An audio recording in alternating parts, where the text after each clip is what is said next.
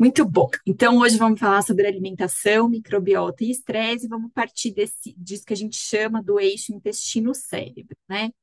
Então, a gente vai ver um pouquinho como que são essas vias de comunicação entre o cérebro e o intestino, vou falar um pouco sobre o que é a microbiota intestinal e como que ela interfere no nosso ritmo circadiano, como que a microbiota impacta no estresse e o estresse impacta na microbiota, e possíveis soluções para a gente resolver um problema que acaba se formando aí a partir de um sistema de estresse mais exacerbado.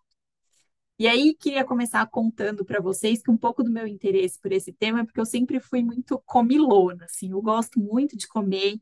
Eu venho de uma família onde todo mundo é bom de garfo, né? De um lado a minha família é italiana, do outro lado é libanesa, então tudo que acontece na nossa família gira em torno da mesa.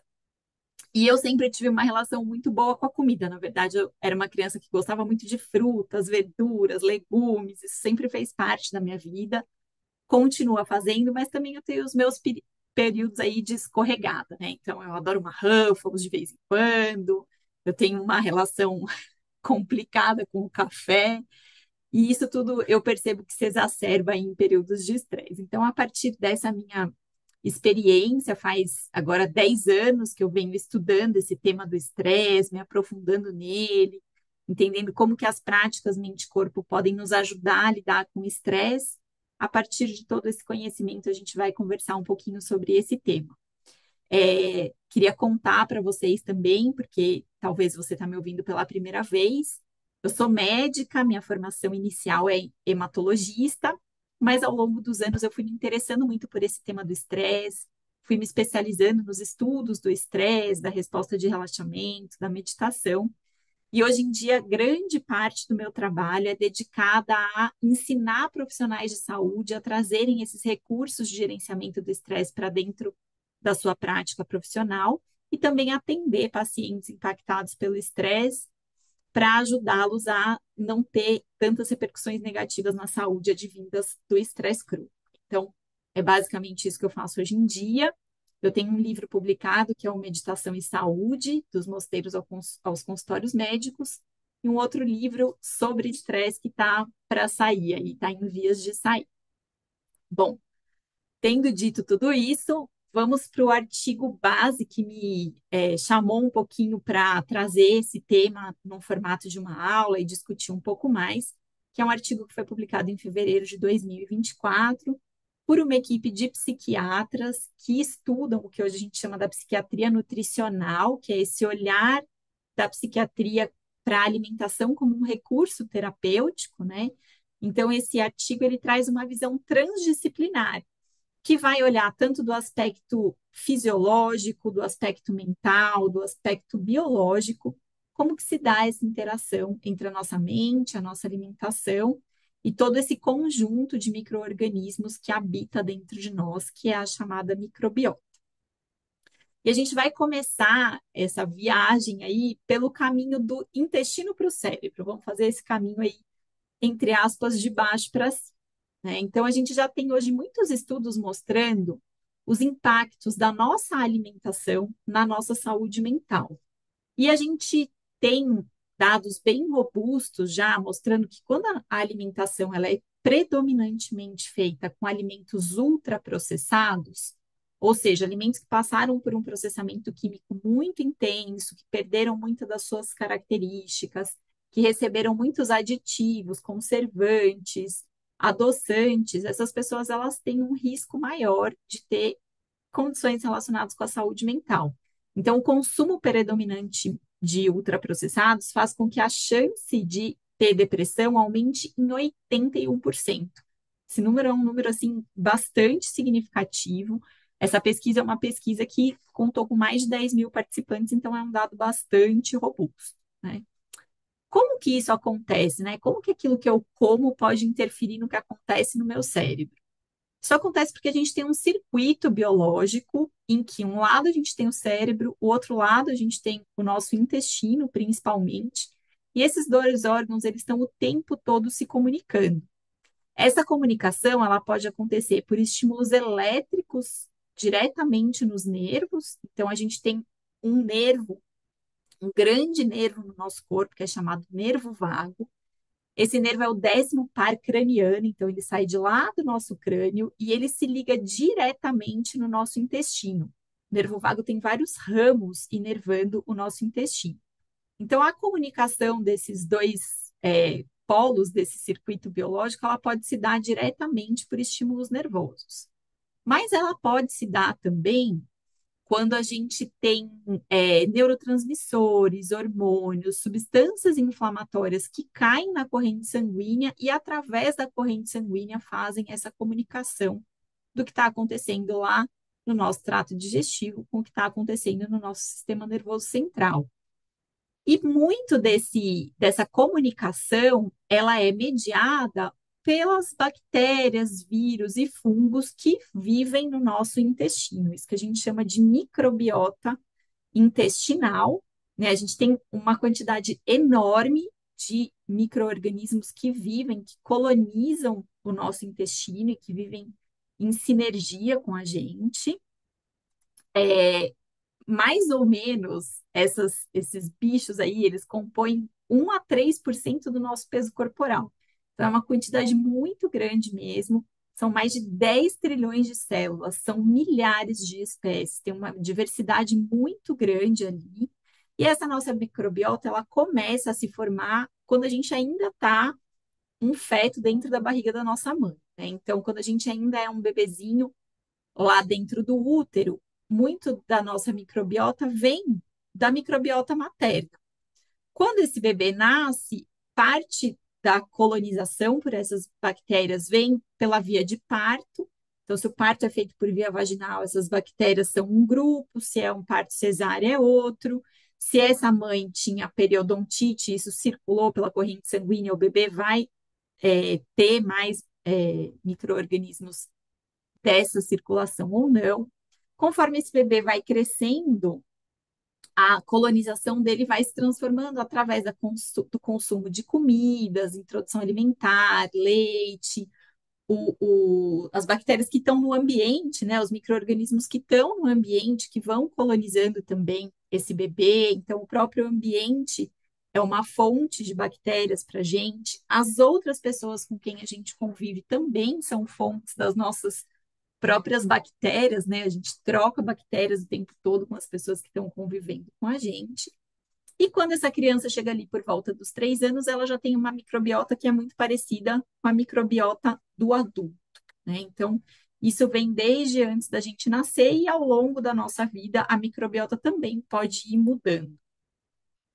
A gente tem uma estimativa de que, mais ou menos, para cada um bicho que tem dentro da gente, a gente tem uma célula no nosso corpo, né? Então, metade da gente, de fato, é microbiota e a gente precisa cuidar muito bem de toda essa população que vive dentro da gente.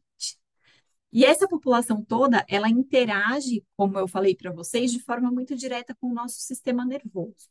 Então, a gente tem uma parte do nosso sistema nervoso, que é o chamado sistema nervoso entérico, em que a gente tem essa extensão, né, do nervo vago, inervando toda aqui a região do intestino, todo o nosso trato digestivo. Essa inervação, ela faz conexão direta com o eixo, um dos eixos da resposta de estresse, que é o eixo hipotálamo, hipófise adrenal. Então, muita da regulação do que acontece no nosso intestino vem pela ativação desse eixo, hipotálamo, hipófise adrenal, que é um eixo neuroendócrino, e boa parte disso também vem aqui pelas nossas amigas que colonizam o nosso intestino. Então, vamos dar um zoom aqui em como que acontece essa população intestinal. Então, imagina, gente, que essas células aqui, ó, são a parede do nosso intestino, né? A parede que compõe o nosso intestino.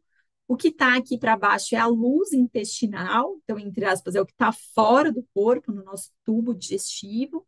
E o que está aqui para cima é o que está para dentro do corpo, para dentro da parede intestinal. Então, a gente vê aqui, ó, o nervo vago chegando e saindo e inervando diretamente as células intestinais. A gente tem uma série de células que estão relacionadas com o nosso sistema de defesa, macrófagos, linfócitos, células T. E lá na luz do intestino, a gente vai ter toda essa população de micro-organismos que vai produzir neurotransmissores, vai produzir substâncias inflamatórias, vai produzir metabólitos e próprios pedacinhos, né, que se soltam das células dessas bactérias, da parede dessas bactérias. Todas essas substâncias, elas podem cruzar a nossa barreira intestinal e impactar diretamente no funcionamento do nosso organismo. Essa microbiota, ela tem funções super importantes. Ela nos ajuda a melhorar a absorção de uma série de nutrientes. Ela também é responsável por manter a integridade da barreira intestinal, a produção de muco, que impede que bactérias patogênicas passem para dentro do nosso organismo. Então, o muco que reveste o nosso intestino é produzido por essas bactérias. Essas bactérias também vão modular o funcionamento do nosso sistema imunológico. Elas são responsáveis pela nossa percepção de dor na região intestinal. Mais da metade da síntese de serotonina acontece por essas bactérias intestinais, são essas bactérias do nosso intestino que produzem mais da metade da serotonina que circula no nosso corpo. E essa serotonina produzida no intestino, ela está muito relacionada com a capacidade do intestino de se mexer. Então, a mobilidade intestinal que regula o nosso trânsito intestinal, ela se dá em parte pela produção de serotonina realizada na nossa microbiota. E a microbiota também vai trazer vários sinais de estímulo para ligar ou desligar o eixo hipotálamo hipófise adrenal, que é esse eixo muito importante para a resposta de estresse.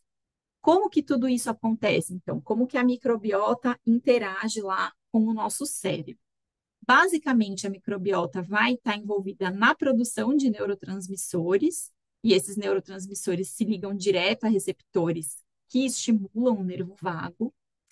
A microbiota também vai estimular as células endócrinas que a gente tem no intestino, e essas células vão produzir uma série de hormônios, adrenalina, noradrenalina, cortisol também é produzido nessas células, que também vão atuar nos quimiorreceptores. A gente tem receptores mecânicos, e tudo isso vai ativar ou desativar o nosso nervo vago, que está fazendo essa conexão direta entre o intestino e o cérebro. A gente tem vários meios através dos quais a microbiota influencia o nosso sistema nervoso central. E a gente tem estudos cada vez mais amplos sendo publicados, mostrando que o nosso padrão de microbiota intestinal ele pode estar envolvido com uma série de transtornos neuropsiquiátricos. Mais ou menos, não é bem assim, tá, gente? Mas mais ou menos para a gente ter ideia, quando a gente faz uma cultura de urina, a gente vê que tem algumas bactérias que estão envolvidas com infecção de urina, outras que são da colonização normal. Do mesmo jeito, se a gente fizer uma cultura, um perfil de microbiota intestinal, a gente vai ver que tem certos perfis que estão relacionados com transtornos alimentares, certos perfis que estão relacionados com transtorno do neurodesenvolvimento, como autismo, outros perfis estão relacionados com doenças de degeneração do nosso sistema nervoso central, como Alzheimer, algumas com alteração da função dos neurônios, como, por exemplo, padrões de dor, tem alguns tipos de microbiota específico, e existe um grupo de bactérias, vírus e fungos que colonizam o nosso intestino e que são mais relacionados com transtornos que têm associação com o estresse, por exemplo, a ansiedade, a depressão, a síndrome do intestino irritável. E quando a gente olha especificamente essa relação entre microbiota e estresse, a gente começa a perceber que alguns tipos de colonização de microbiota na infância, de estresse na infância, crianças que sofreram estresse mais acentuado nos primeiros anos de vida, quando elas se tornam adultos, elas têm uma microbiota que é diferente da microbiota normal da maioria das pessoas, né? Mostrando que esse estresse na primeira infância, ele pode alterar esse conjunto de micro-organismo que vive no nosso intestino, e essa alteração ela vai perdurar a vida toda, ela fica a vida toda quando essa pessoa se torna adulto, e em geral é um padrão de microbiota que está mais associado com uma resposta mais intensa ao estresse na vida adulta.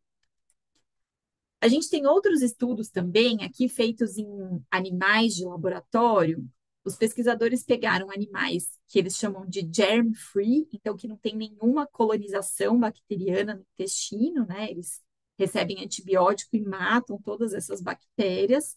E esses animais, eles começam a ter uma resposta de estresse que é muito intensa, muito exacerbada. E quando eles são colonizados com um grupo de bactérias, que é o grupo das bifidobactérias, essa resposta de estresse exacerbada ela diminui, mostrando que a bifidobactéria deve ter algum impacto na regulação do eixo do estresse. E a gente vai ver já já qual é esse impacto. E a gente também tem outros estudos fazendo o transplante de microbiota. Então, pegando a microbiota de um grupo de animais de laboratório que está estressado, colocando num grupo que não é estressado, e aí se observa que esses animais começam a ter um comportamento mais ansioso. Então, a única coisa que mudou foi a microbiota, provavelmente foi isso que fez esses animais terem um comportamento mais ansioso. E a gente tem até estudos mostrando essa interação, como que seria essa mudança de microbiota de pessoas para animais de laboratório. Então, os pesquisadores pegaram essa microbiota de pessoas com diagnóstico clínico de depressão e fizeram esse transplante da microbiota para animais de laboratório. E esses animais começam a ter um comportamento de baixa motivação, que é o que a gente chama de anedonia, um comportamento mais ansioso, que são sintomas relacionados com o quadro depressivo ansioso, né? Então, realmente parece que essas bactérias elas têm um impacto muito grande no nosso comportamento. Eu me lembro quando eu trabalhava, uma época eu trabalhei no laboratório Fleury, né? Eu sou hematologista, eu trabalhei uma época no laboratório, eu ficava na unidade em São Paulo do Hospital Oswaldo Cruz, que é um grande centro de referência no tratamento da obesidade. E eu me lembro a primeira vez que eu cheguei no laboratório e o pessoal do laboratório falou assim para mim: doutor, hoje a gente vai ter um transplante fecal. Eu falei: vocês estão de sacanagem comigo. Eu nunca tinha ouvido falar sobre isso. Eu falei: vocês estão de sacanagem. Não, é verdade, vai ter um transplante fecal. Enfim, eles tinham começado a fazer esse tipo de transplante lá no hospital para tratamento de obesidade.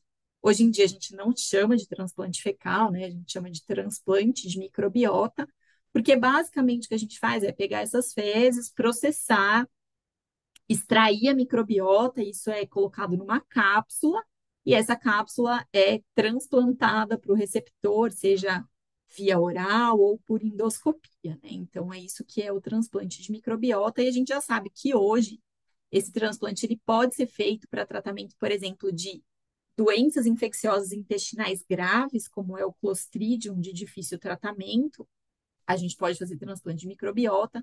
Para o tratamento da obesidade, em alguns casos já é usado, mas para tratamento de estresse e ansiedade, gente, a gente ainda não usa isso, tá? Não sei se um dia vai usar, mas hoje em dia não usa. O que a gente tem são só as pesquisas de laboratório mesmo, né? Então, essa variedade de micro-organismos que a gente tem no nosso trato digestivo vão ter vários efeitos na produção de neurotransmissores e substâncias que influenciam na resposta de estresse. E aí, mostrando um pouquinho de cada uma dessas divisões para vocês. Então, por exemplo, os lactobacilos reuteri, essa espécie Lactobacillus reuteri, elas estão envolvidas em modular o nervo vago para que esse nervo estimule a liberação de ocitocina. A ocitocina é uma substância que está muito envolvida no nosso comportamento social, na formação de vínculos, que a gente sabe que é um recurso muito importante para alívio do estresse, né? Principalmente esse comportamento social, ele é muito mais intenso como um mecanismo de proteção ao estresse no sexo feminino. Então, lactobacillus reuteri aumentam a liberação de ocitocina. Já os lactobacilos raminosos, que é um outro tipo de lactobacilo, eles estão muito envolvidos no aumento da produção de GABA. O GABA é uma substância que inibe a hiperestimulação dos nossos neurônios frente ao estresse. Então, quando a gente tem aumento de GABA, a gente vai ter uma menor resposta exagerada ao estresse. Isso vai reduzir também o comportamento ansioso, o comportamento depressivo. Quando a gente pensa nas bifidobactérias, que eu tinha falado para vocês logo agora, as bifidobactérias estão envolvidas com o aumento da produção de uma substância neurotrófica, que é o BDNF. é o fator neurotrófico cerebral. E quando a gente tem um aumento do BDNF, uma das coisas que acontece é que a gente tem uma redução do comportamento ansioso e depressivo, mas também o aumento dessas substâncias faz com que a gente tenha criação de novas redes neuronais, de novas conexões entre diferentes neurônios. E esses novos caminhos neuronais, eles permitem que a circulação, que a informação circule de um jeito diferente. Isso é muito positivo quando a gente pensa em recursos de adaptação a situações estressantes. Muitas vezes a gente vivencia uma situação estressante e a gente está acostumado a ter sempre uma mesma resposta automática àquela situação. E quando a gente tem essa possibilidade de novos caminhos neurais se formando, isso abre também a possibilidade da gente desenvolver diferentes respostas frente a um mesmo estímulo, que podem ser respostas que são muito mais adaptativas à situação de estresse. A gente tem também esse gênero Bacteroides frágiles, que é a mesma coisa, diminui o comportamento ansioso, diminui comportamentos repetitivos e compulsivos, e em animais de laboratório aumenta a comunicação. Então, a gente vê que tem uma série de diferentes ações de substâncias em diferentes momentos da resposta de estresse que vão modulando essa nossa resposta para uma resposta mais adequada ao estímulo que está sendo dado. Por fim, a gente tem também essas bactérias intestinais produzindo os ácidos graxos de cadeia curta. E esses ácidos graxos de cadeia curta também vão estar envolvidos com uma menor resposta de estresse, um menor comportamento ansioso e depressivo. Então, a gente tem aí uma gama enorme de possibilidades de bactérias, vírus, bacilos controlando, regulando a expressão do nosso eixo de estresse. A gente tem alguns estudos mostrando que pessoas que têm infecção intestinal uma vez na vida, no futuro elas têm um risco maior de desenvolver ansiedade, provavelmente porque houve uma colonização por alguma bactéria que quebra esse equilíbrio da nossa microbiota e acaba desregulando todo esse eixo de ativação do estresse. Uma outra coisa que a microbiota faz é participar da regulação do nosso ritmo circadiano. A nossa microbiota, ela também tem um ritmo. Em alguns momentos do dia, a gente tem algumas bactérias mais ativas, outras menos, algumas bactérias que se proliferam mais, outras que proliferam menos. Então, a depender do momento do dia, o padrão da nossa microbiota também muda. Quando a gente tem um padrão normal de microbiota, essa alteração do funcionamento das bactérias, mais num momento do dia ou outro, faz com que haja uma regulação do nosso ritmo circadiano de liberação de glicocorticoide. Então, parte do ritmo de liberação de cortisol no nosso corpo é coordenado pelas bactérias intestinais que a gente tem. Quando a gente tem uma microbiota que está desequilibrada, quando a gente tem desbiose intestinal, esse padrão se quebra e a gente também tem uma desregulação de toda a liberação de cortisol ao longo do dia, tendo um ritmo muito exagerado de liberação do cortisol. Então, aumenta a liberação do cortisol e a gente perde esse ritmo de ter um pico maior do cortisol no começo da manhã, ele vai caindo ao longo do dia, volta a subir na manhã seguinte, cai ao longo do dia. Então, a gente tem a perda desse ritmo e isso vai impactar na maneira como a gente responde ao estresse. Quando o nosso cortisol está mais alto, a gente tende a ter uma reação de estresse mais exagerada. Bom, vimos a via intestino-cérebro, agora vamos ver a via cérebro-intestino, como é que se dá esse outro lado da moeda. O nosso cérebro é o órgão que mais, isoladamente, que mais demanda energia, que mais consome energia do corpo. Né? Um quarto da energia produzida pelo nosso organismo, ela é utilizada lá no nosso cérebro.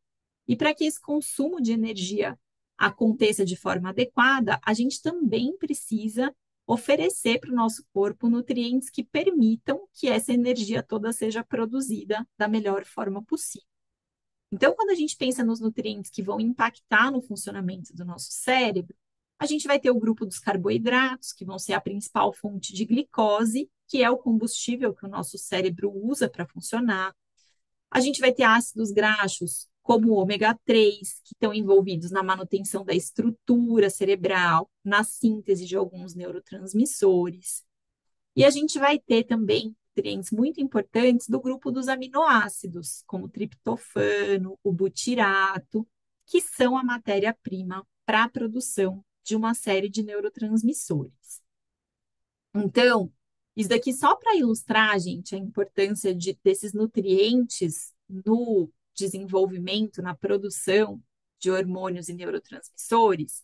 Quando a gente ingere o aminoácido triptofano, para que esse aminoácido consiga ser transformado em serotonina, a gente vai precisar de cálcio, fósforo, ferro, vitamina B6. Para essa serotonina ser convertida em melatonina, a gente vai precisar de zinco. E para fazer o metabolismo de tudo isso, a gente vai precisar de várias vitaminas do complexo B, cálcio, ferro, potássio, zinco. Ou seja, basicamente, a gente precisa de micronutrientes, que são as vitaminas e os minerais, para poder ligar, elas funcionam como cofatores, né? Então, elas ligam esses processos de síntese de neurotransmissores e de degradação dos neurotransmissores. Esses micronutrientes, basicamente, eles vão ser encontrados em frutas, legumes, verduras. Então, esses são alimentos que são fundamentais para que o nosso cérebro consiga produzir neurotransmissores, consiga funcionar de uma forma eficiente ao longo do dia. A maioria de nós, a maioria eu não diria, mas muita gente acaba usando a comida como um antídoto para lidar com o estresse, né? Eu, por exemplo, quando eu estou muito estressada, ou eu tomo muito café, ou eu como Ruffles, ou eu como chocolate, são as coisas que mais me atraem quando eu estou estressada. Eu acho que eu não conheci ninguém nunca até hoje que quando está estressado come um brócolis, uma folha de alface, né? A gente vai buscar alimentos que são alimentos um pouco mais robustos assim para o nosso paladar. E de fato, quando a gente está estressado, a gente tende a consumir mais calorias, a gente come mais. Então, esse estudo aqui foi publicado, já não é um estudo novo, né? Foi publicado em 2021. Ele pegou dois grupos de pessoas, um grupo que os pesquisadores chamaram de muito reativos ao estresse e um grupo que é pouco reativo ao estresse. E deixou essas pessoas ali no dia a dia, essas pessoas foram para a vida e elas iam preenchendo um diário de como as coisas que tinham acontecido no dia e o que elas estavam comendo naquele dia. E o que a gente vê é que quando essas pessoas são submetidas a um evento de estresse, as pessoas que são muito estressadas, elas comem muito mais calorias do que as pessoas que são pouco estressadas. O aumento desse consumo calórico, ele é mais ou menos de 200 calorias por dia em situação de estresse. Não só a gente come mais quando está estressado, mas a gente come diferente. Então, esse outro estudo aqui pegou um grupo de meninas universitárias, dividiu essas meninas em dois grupos. Um grupo, que foi chamado do grupo do estresse, foi submetido a um teste que era impossível de ser resolvido. Então, elas ficavam tentando resolver, tentando resolver, tentando resolver, e não tinha solução, mas elas não sabiam que não tinha solução. O outro grupo recebeu um teste que tinha solução, então foi o grupo que eles consideraram que não era estressado, né? E aí, em cima da mesa, onde essas meninas estavam fazendo esse teste, tinham quatro potinhos. Um potinho de uva, um potinho de chocolate, de M&M, um potinho de amendoim e um potinho de Ruffles. E depois que elas acabavam, né, o teste ali, quando elas saíam da sala, eles mediam o quanto que tinha sobrado de comida em cada um. E aí, o que que esse estudo mostra pra gente? As meninas que não foram submetidas a estresse, elas consumiram mais uva. Mas as meninas que foram submetidas ao estresse, elas consumiram uma quantidade maior de chocolate. Ou seja, quando a gente está estressado, de fato, a gente tem preferência por alimentos mais doces ou por alimentos com muito gosto, alimentos que estimulam muito o nosso sistema de recompensa, né? Então, a gente vai buscar alimentos dentro desse grupo aí do que a gente chama do junk food, que é alimento que tem alta densidade calórica e tem um sabor muito intenso. Geralmente, esses alimentos eles estão no que a gente chama do grupo 4 dessa classificação nova. Classificação nova é uma classificação feita por um grupo de brasileiros da USP. Essa classificação é usada no mundo inteiro e ela divide os alimentos em alguns grupos. Então, o grupo um é aquele alimento que é natural ou minimamente processado, que no nosso caso, o milho, né? O milho ou a farinha de milho. O grupo 2 é o que a gente chama de ingredientes culinários. Então, seria o óleo feito a partir do milho, a manteiga, ingredientes que a gente usa para cozinhar. O grupo 3 é o alimento que já sofreu algum processamento. Então, por exemplo, aqui o milho enlatado, ele recebe aditivos, conservantes. E o grupo 4 é aquele alimento ultraprocessado. Na verdade, o alimento nem está mais ali, né? A gente chama de produto alimentício.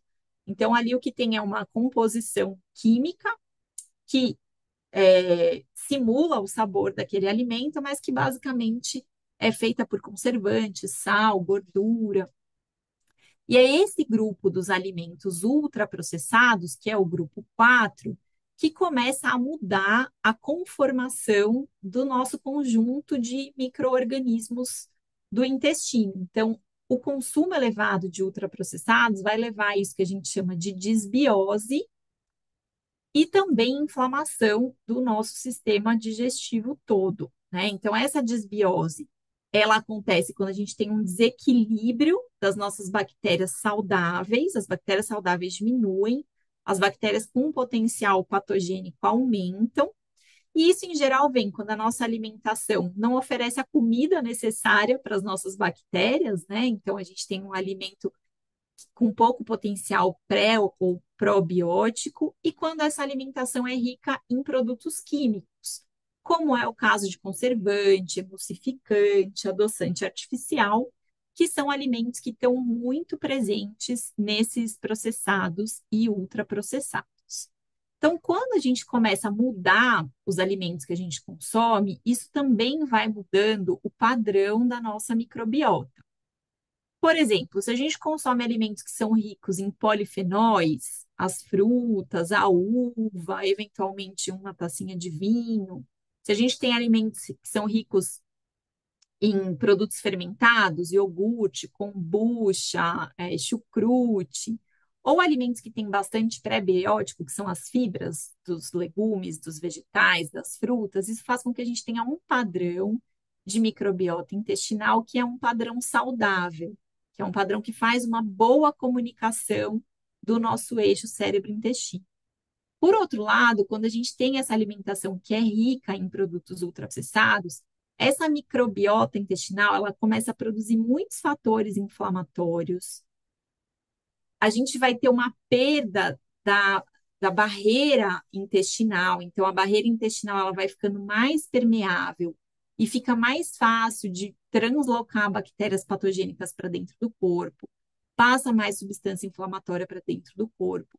Isso faz com que a gente tenha uma maior estimulação do sistema imunológico, maior degranulação de mastócitos, maior inflamação aqui na parede do intestino, que vai gerar uma grande quantidade de substâncias inflamatórias, interleucinas, interferon, que vão cair na nossa corrente sanguínea e vão atingir lá o nosso sistema nervoso central, causando uma inflamação cerebral que hoje a gente sabe que está muito associada com doenças como ansiedade, depressão.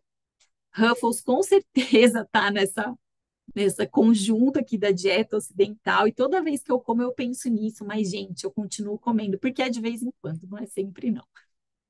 Então, basicamente o que acontece, ó, quando a gente está estressado, a gente tem uma tendência de consumir mais esses alimentos processados e ultraprocessados. A gente acaba perdendo a nossa rotina de horário de alimentação. Então a gente pula horário, a regra é não ter regra, né? Quando a gente está estressado, é muito comum a gente perder esse ritmo de alimentação que ajuda muito a regular o nosso ciclo circadiano. Então, a própria alimentação acaba se tornando um fator de estresse. O estresse altera a alimentação e a alimentação vira um fator de estresse. E a gente entra aqui num ciclo vicioso. Existe uma diferença dos impactos do estresse no nosso organismo quando a gente pensa no estresse agudo e no estresse crônico. O estresse agudo é aquele estresse pontual, que ele ajuda a gente a se adaptar a uma situação de desafio, de ameaça ou uma oportunidade. E, em geral, é uma situação estressante que dura menos do que uma hora. Esse estresse pontual, ele altera o funcionamento do nosso trato gastrointestinal, mas ele não é prejudicial. A gente pensa que durante o estresse agudo, que é o que a gente chama também da resposta de luta ou fuga, o nosso corpo está preparado para lidar com uma ameaça ou um desafio. Então, nesse momento, a gente não precisa comer, né? Então, existe uma diminuição da secreção de saliva, de suco gástrico, então dá uma sensação de boca seca, a gente não tem uma digestão que é tão eficiente. A liberação de noradrenalina inibe a acetilcolina no intestino, e com isso a gente tem uma redução da contratilidade intestinal, então o intestino fica mais paradinho. E essa liberação de noradrenalina, ela também vai fazer com que o nosso sistema imunológico ajude a proteger de patógenos, de microbactérias que sejam prejudiciais para o nosso organismo. Então, o estresse pontual, ele é bom para o nosso corpo, ele não tem problema nenhum. Ele modula o funcionamento do trato digestivo, mas é algo que é pontual. Assim que a gente entra num estado de segurança, de relaxamento, o processo de digestão volta a acontecer de maneira normal. Porém, o estresse crônico, esse estresse que é prolongado, que dura muitas horas no dia, muitos dias no mês, muitos meses no ano, ele começa aí sim a ser prejudicial para o nosso intestino. Por quê? A gente tem um aumento basicamente de adrenalina, noradrenalina e cortisol que ficam sustentados, né? Então, esse aumento ele acontece e ele não diminui depois que o perigo vai embora, porque a gente está estressado não por um perigo iminente, mas às vezes por um pensamento, por uma sensação de insegurança frequente. E esse aumento, então, dos hormônios do estresse, das substâncias relacionadas ao estresse, vão começar a alterar o funcionamento da nossa barreira intestinal. A gente perde aquelas proteínas que fazem as células intestinais ficarem juntinhas, né? A gente tem a ruptura dessas proteínas e com isso a gente tem um aumento da permeabilidade intestinal. É mais fácil aquilo que está dentro do nosso intestino passar para dentro do nosso corpo e da corrente sanguínea. E também a gente tem uma diminuição da camada de muco que fica ao redor das células intestinais. Isso também faz com que a gente tenha uma maior permeabilidade dessa barreira e um risco maior de que substâncias que causam infecção e inflamação entrem para dentro do nosso organismo de forma inapropriada. Além disso, a gente pode ter alteração da mobilidade do intestino. Em geral, o que a gente tem é constipação intestinal, porque a noradrenalina vai bloquear a ação da acetilcolina e com isso o intestino mexe menos. Mas algumas pessoas têm um efeito contrário. Pelo aumento da liberação de cloreto, podem fazer diarreia. Então, o estresse crônico, ele tanto pode levar a diarreia como constipação intestinal, como a oscilação entre essas duas condições. E o estresse crônico também faz com que a gente tenha um aumento da sensibilidade das nossas vísceras a estímulos dolorosos. Então, a gente vê muito dor, principalmente em pessoas que têm síndrome do intestino irritável, doença inflamatória intestinal, que entra retocolite ulcerativa, doença de Crohn. O estresse crônico altera a percepção de dor e essas pessoas ficam mais sensíveis e manifestam mais a sensação de dor tanto no intestino, mas muitas vezes também no estômago, né? Então, aquela epigastralgia, aquela sensação constante de dor retroesternal, pode ser por aumento dessa sensibilidade visceral causada pelo estresse crônico. E o estresse também vai desequilibrar a nossa microbiota. A gente vai ter a redução de bactérias boas, como as bifidobactérias, que ajudam a controlar o eixo do estresse, a gente vai ter um aumento de bactérias com potencial infeccioso, com potencial patogênico, como a Escherichia coli, por exemplo. Além de mudar a microbiota, o estresse também faz com que o DNA dessas bactérias fique instável, né? Então, o microbioma é o conjunto do DNA da nossa microbiota. E isso sofre instabilidade, pode ter mutação desses micro-organismos, persistindo essa alteração do nosso padrão de microbiota. E o estresse crônico também vai gerar inflamação crônica na nossa via intestinal. Então, a gente, como eu tinha falado para vocês, vai ter o aumento de células inflamatórias infiltrando aqui a nossa submucosa do intestino, um aumento de liberação de interleucinas, de substâncias inflamatórias que atingem a corrente sanguínea e acabam ficando com uma maior presença na nossa circulação, tanto periférica quanto invadindo o nosso sistema nervoso central. E se a gente puder colocar tudo isso numa linha do tempo, o que a gente vai ver? Quando a gente tem uma microbiota saudável, a gente tem um adequado funcionamento do eixo intestino-cérebro e há um processo de estresse que está bem regulado. Então, a gente vê aqui, ó, que a gente tem variedade na microbiota intestinal, a gente tem uma camada de muco aqui que é bastante espessa e protege o nosso intestino. As células intestinais, elas estão todas juntinhas, fazendo uma boa barreira. E a gente tem aqui a liberação de hormônios, a gente tem algumas células inflamatórias, algumas células imunológicas, mas em pequena quantidade. Quando a gente tem o estresse agudo, a gente tem algumas alterações, mas são alterações de curta duração e que não prejudicam o funcionamento do nosso corpo. Então, a gente tem a alteração da contratilidade intestinal, o intestino consegue defender melhor contra possíveis invasores. Mas quando a gente tem o estresse crônico, a gente vê aqui, ó, que essa camadinha verde, que era o muco, a camada de muco, ela se perdeu. As bactérias, elas vão ficar em menor quantidade e com menos diversidade. Essas bactérias também vão produzir uma quantidade muito grande de substâncias inflamatórias que conseguem entrar para dentro do nosso intestino, tanto porque a parede não está mais coesa, como porque o muco está muito fininho. E a gente vai ter aqui ó, um aumento da infiltração de células do nosso sistema de defesa, causando toda essa inflamação no nosso intestino, né?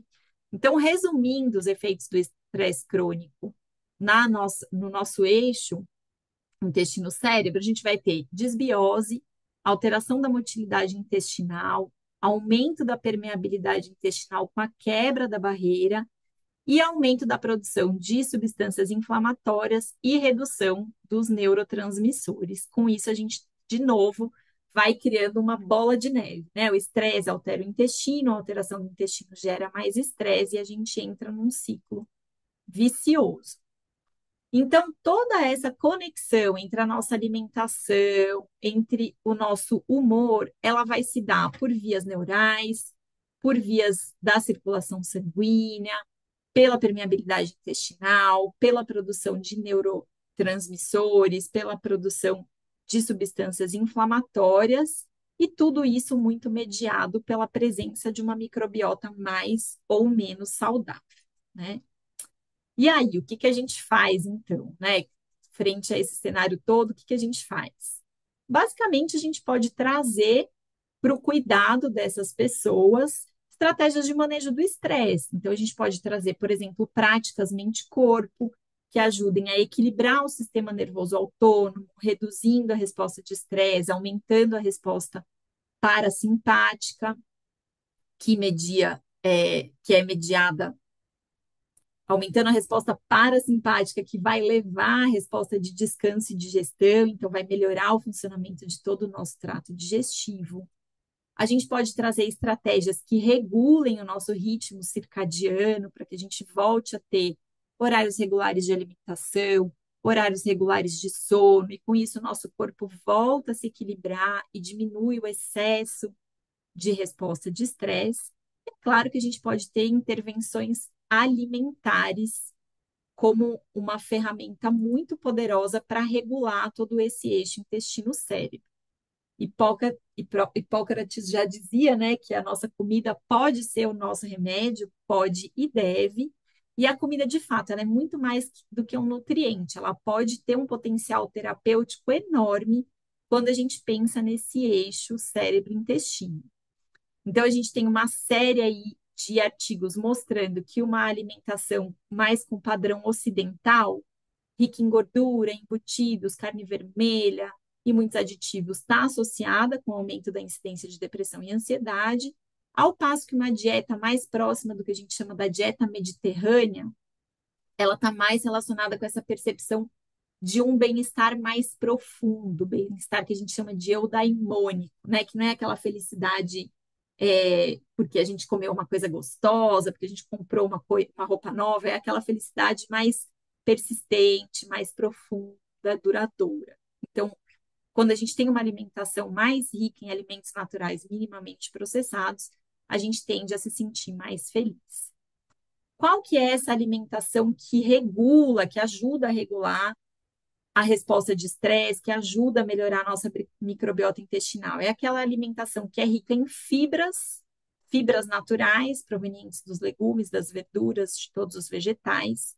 É uma alimentação que é variada e colorida, porque a gente sabe que cada grupo de alimentos e cores de alimentos vão nutrir mais um grupo ou outro de bactérias. Então, quanto mais variada a nossa alimentação, mais variada vai ser a nossa microbiota. Isso é melhor para a nossa saúde. O consumo de alimentos fermentados é um probiótico natural. Dos alimentos fermentados, a gente tem kombucha, chucrute, iogurte. Então, tudo isso deve ser incluído na nossa alimentação. Produtos ricos em ômega 3, como os peixes de água fria, sardinha, o salmão original, né? Não o salmão criado em cativeiro, as nozes e castanhas. E o consumo de alimentos integrais, o arroz integral, o pão feito com a farinha integral, essa casquinha do alimento integral, ela é uma excelente alimentação para as nossas bactérias boas, né? Então, se a gente for pensar na alimentação como uma das formas de regular o processo de estresse, a gente está falando dessa alimentação que é a alimentação parecida com a dieta mediterrânea. A gente tem um estudo desse ano, que foi publicado em fevereiro de 2025, que mostrou que a dieta mediterrânea ela está relacionada com uma redução da nossa percepção de estresse. Então, quanto mais próximo da dieta mediterrânea a gente puder ficar, fazendo ajustes, claro, para a nossa realidade brasileira, melhor, né?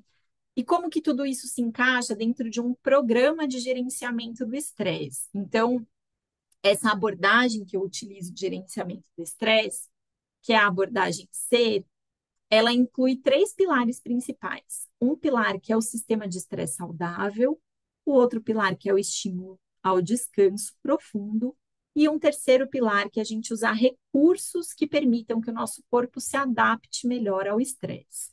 Dentro desses recursos de adaptação, a gente tem um estilo de vida saudável que vai incluir, entre outras coisas, a alimentação. Também manejo do sono, o exercício físico, mas a alimentação vem como um pilar bem importante.